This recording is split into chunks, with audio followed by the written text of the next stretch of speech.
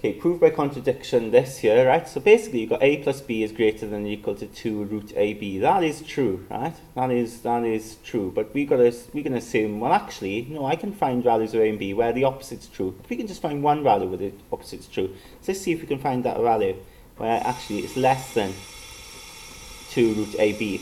So what we're going to do now is, right, it doesn't say for us to do anything, doesn't it? It doesn't say where to go from here, okay? But I think the sensible thing to do, if you notice in a lot of other questions, we square things, okay? We square things. So if we square both sides here, okay, and square this, well, here you're going to have FOIL, aren't you? So you're going to have a plus b to do. And here you just square each term, didn't you? I didn't need to put it in bracket, you just get 4.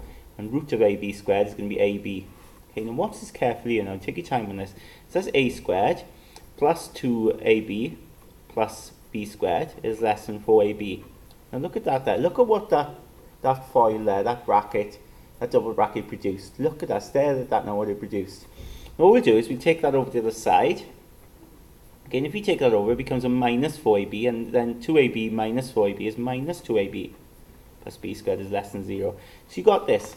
And you know, I'd often think like in terms of quadratic, but here it's quite awkward, isn't it, to think, gosh, is this a quadratic? You know, it's a bit weird what's going on here. But it's got 3 terms, right? So we can think of it as a quadratic. And it is a quadratic actually, but it's not that clear. But what I want you to do, right, the key to it is look up here. Compare it with this. This is very similar to this, isn't it? It's very similar. The only difference is we've got a minus here, whereas we had a plus here. But look at where this came from. Came from that, where there was a plus. So, because there's a minus there, why don't I just do the same thing and write it like that? Okay. So this actually is this. If you expanded this, you get to that. Okay. It works. And you get this situation then where the bracket is less than 0. Okay. And this is impossible, isn't it?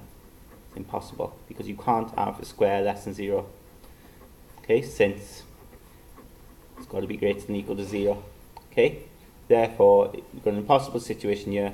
Statement is true. Okay.